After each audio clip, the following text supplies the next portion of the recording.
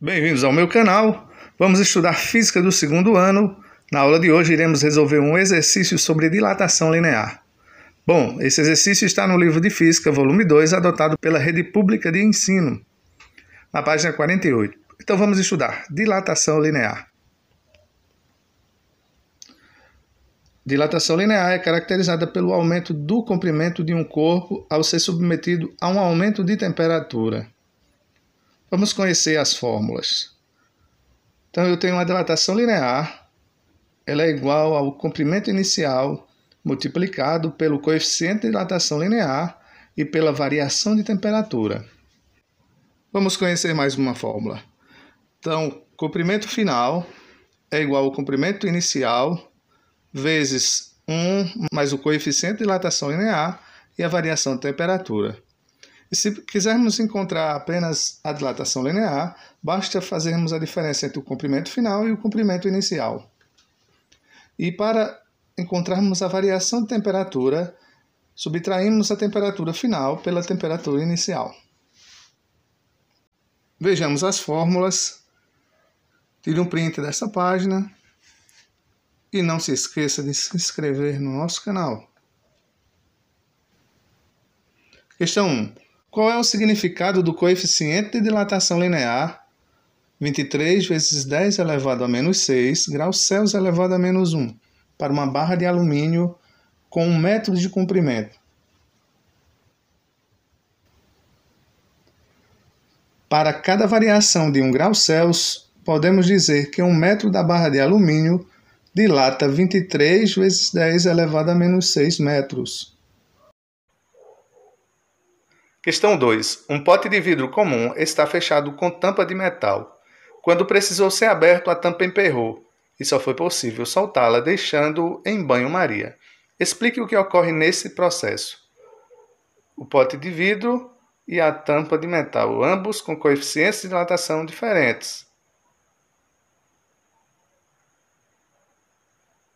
Ao sofrer a mesma variação de temperatura, a tampa de metal dilata-se mais do que o vidro, pois o seu coeficiente de dilatação é maior. Questão 3. Em colunas e vigas usadas nas construções de casas, por exemplo, o concreto e ferro se moldam formando um conjunto rígido. Ambos apresentam coeficientes de dilatação muito próximos. O que aconteceria se esses coeficientes fossem muito diferentes? Podemos observar nesta tabela que os coeficientes de dilatação do concreto e do ferro são praticamente iguais. Caso os coeficientes de dilatação fossem muito diferentes, as colunas e vigas, ao sofrerem variações de temperaturas, poderiam ficar com trincas ou poderia até mesmo ocorrer o rompimento da estrutura, pois o concreto teria uma dilatação diferente da parte metálica. Questão 4. Dois fios do mesmo material sofrem a mesma variação de temperatura. Verifica-se que as dilatações sofridas pelos fios são diferentes. Como isso pode ser explicado? Se os fios são do mesmo material, possuem então o mesmo coeficiente de dilatação. A dilatação linear é proporcional ao comprimento inicial dos fios. Então, o comprimento inicial dos fios era diferente. Questão 5. Na instalação de um sistema de gás para aquecer a água numa residência, são utilizados canos de cobre. Considere um cano de cobre de 4 metros de comprimento a 20 graus Celsius. Quando a água que passar por esse cano estiver a uma temperatura de 60 graus Celsius, qual será em milímetros o aumento no comprimento dele? Vejamos o coeficiente de dilatação do cobre, que é 1,7 vezes 10 elevado a menos 5. A primeira coisa para se resolver esta questão é fazer a coleta dos dados. Então, eu tenho o comprimento inicial 4 metros, a temperatura inicial de 20 graus Celsius, a temperatura final de 60 graus Celsius. Vamos descobrir a dilatação linear e temos o coeficiente de dilatação. Convertemos, pois, 4 metros em milímetros, multiplicando por 1000.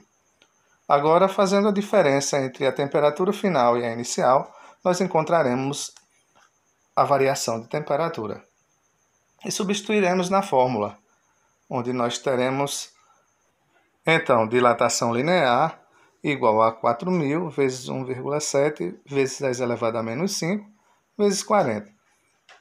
Você deve transformar todos em notação científica, lembrando da potência de base 10. Então aqui nós temos 4 vezes 10 elevado a 3, vezes 1,7 vezes 10 elevado a menos 5, vezes 4 vezes 10 elevado a 1. Para entender melhor as operações com notação científica, clica no link aí em cima e acesse o canal e veja as operações. Então multiplicamos as mantissas, que são os coeficientes que estão com as potências de base 10, e obteremos aí 27,2 vezes 10 elevado a menos 1. Ainda trabalhando em notação científica, devemos deslocar a vírgula a casa e obteremos 2,72 vezes 10 elevado a 1. Aplicando a propriedade das potências de base 10, nós obteremos aí 2,72 milímetros.